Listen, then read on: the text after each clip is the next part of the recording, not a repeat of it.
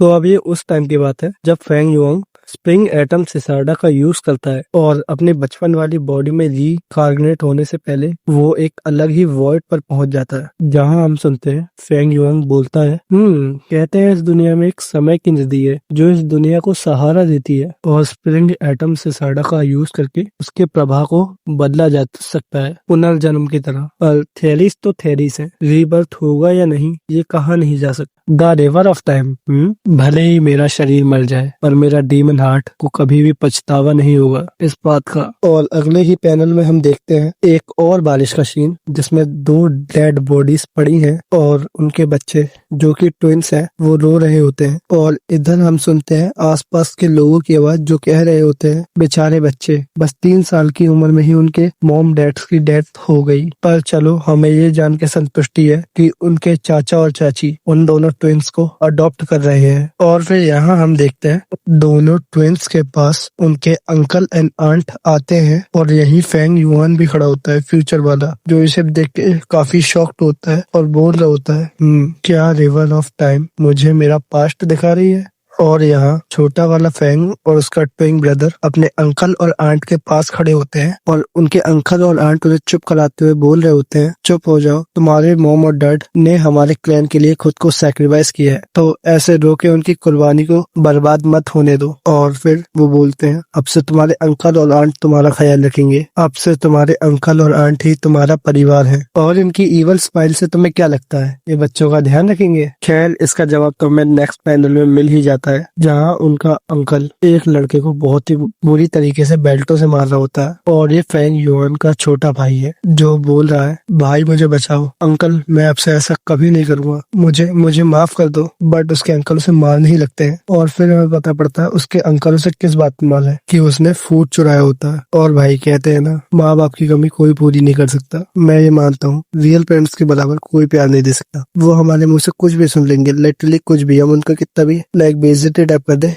But वो in the end हमारी ओर ही बचेंगे। बट बात रही दूसरों की, और होमीज तुम सब मानो या ना मानो, बट इस पैनल में जो दिखाया गया है वो आजकल के लाइफ की फोरशैडोइंग है। आजकल के टाइम में काफी लोगों के मन में ऐसा ही चलता है दूसरों के बच्चों के लिए। बट चलो मानवा पे वापस आते हैं और अब हम देखते हैं फेंग युआन के छोटे भाई को जो उसके अंकल ने बहुत बुरा मारा होता है, लिटरली वो दर्द से कराह रहा है। और इधर फेंग युआन भी गिल्ट में है कि वो अपने ब्रदर को प्रोटेक्ट नहीं कर पाया। और यहाँ पर काफी लोगों को लगा कि फेंग युआन कोल्ड हार्टेड है, लाइक उसने अपने भाई को भी नहीं बचाया। बट सही कहूँ तो सच्चाई उल्टी है, क्योंकि फेंग युआन के हाथ बंधे हुए थे। कहीं ना कहीं उसे भी पता था कि वो अपने भाई की ओर लेगा तो इसके बदले में वो भी पिटेगा। इसके अलावा हो सकता था कि उन दोनों भाइयों के पास जो जगह है रहने की वो भी ना रहे। इस बिट्रे का मतलब साफ था, सब खत्म। बट फेंग युआन दिमाग से चलने वाला इंसान है और इस टाइम फेंग युआन भी यही सोच रहा है और वो बोलता है, शिट कैसी फैमिली, यहाँ तो हमारे साथ कुत्तों की तरह बर्ताव हो रहा है, मैं इसे और ऐसे नहीं चलने दे सकता।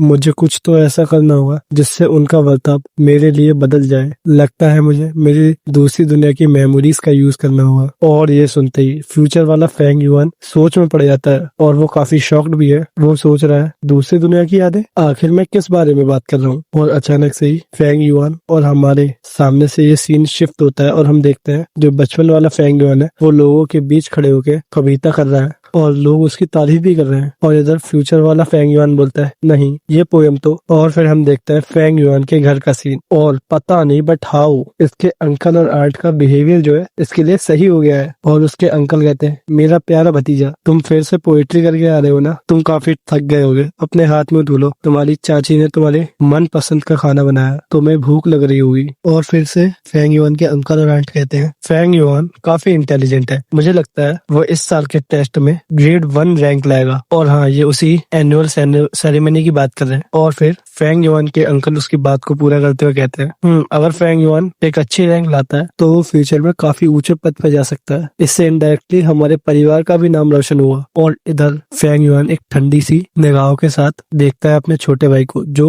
रूम के कोने के गेट से उसे देख रहा होता है। और फेंग युआन छोटा वाला अपने मन में कहता है, मैंने ये कविताएं खुद से नहीं लिखी, फिर भी पता नहीं क्यों मेरा छोटा भाई मेरे से जर्सी होने लग गया है। मेरे इस उदासीन चेहरे के पीछे क्या छुपा हुआ है?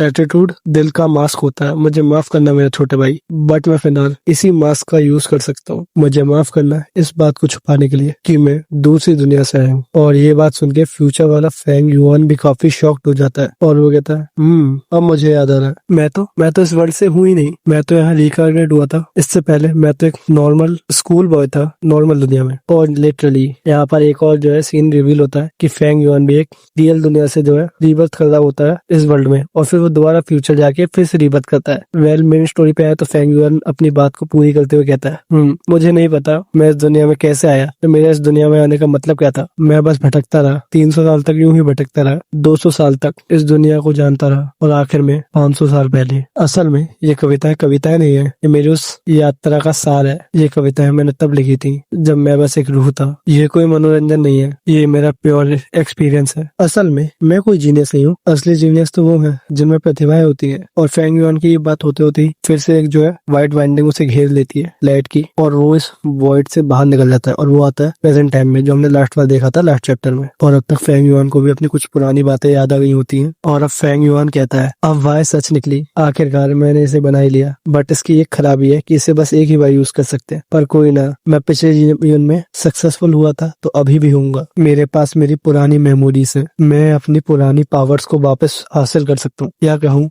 तो उनसे भी ज्यादा कुछ कर सकता हूँ। बट इतने में ही फेंग युआन का जो गेट होता है वो खुलता है रूम का, और इसे फेंग युआन भी नोटिस कर लेता है। और उसके बिल्कुल कोने से निकलता है उसका छोटा भाई, जो कह रहा होता है बड़े भाई तुम आखिर खिड़की के पास क्यों खड़े हो, ठंड पड़ रही है, बारिश हो रही है, तुम भीग जाओगे, तुम्हें सर्दी हो जाएगी। और इधर फेंग युआन कहता है अरे ये तुम हो फेंग जियांग, तो मुझे बताओ क्या तुम्हारे मन में कुछ चल रहा है। अरे भाई आप गलत समझ रहे हो, बस मैंने आवाज सुनी थी और मुझे लगा कि आपकी खिड़कियां खुली हुई हैं, तो मैं उन्हें बस चुपचाप बंद करने आया था बिना आपको परेशान किए। कल हमारी एनुअल अवेक सेरेमनी है और मैं नहीं चाहता मेरे बड़े भाई को ठंड लग जाए, बिकॉज आप हमारे क्लैन की होप हो, एक ऐसा जीनियस जिसकी इंटेलिजेंस की तारीफ हर कोई करता है। अगर आपको कुछ हो जाता तो इसका असर कल की सेरेमनी पे पड़ता। और इधर हमारा फेंग युआन एक ठंडी सी आवाज में कहता है कोल्ड स्मैक देते हुए, ये बकवास है, लीव इट। और भाई साहब लिटरली इसके भाई के लाइक में क्या कहूँ, तुम इसका रिएक्शन देख के बता ही सकते हो इसका क्या हुआ है। और भाई इसकी इतनी फट जाती है कि ये सीधा यहाँ से चला जाता है। कहते हो ओके ठीक है, कल मिलते हैं बिग ब्रदर। और हमारा फेंग युआन भी अब अपने बेड पे लेट जाता है और मन में कहता है जीनियस, मेरी अभी की क्षमताएं शायद से सी ग्रेड तक की होंगी। अगर बात की जाए एक असली जीनियस की तो वो तुम हो मेरे छोटे भाई। और भाई मुझे नहीं पता फेंग युआन ने ऐसा क्यों कहा, शायद हो सकता है फेंग जियान जितना हमें दिखाया जा रहा है उससे ज्यादा स्ट्रॉन्गर हो। खैर ये पता पड़ेगा हमें सेकंड चैप्टर में, आई मीन थर्ड चैप्टर में। तो मिलते हैं इसके चैप्टर 3 के साथ। सायोनारा।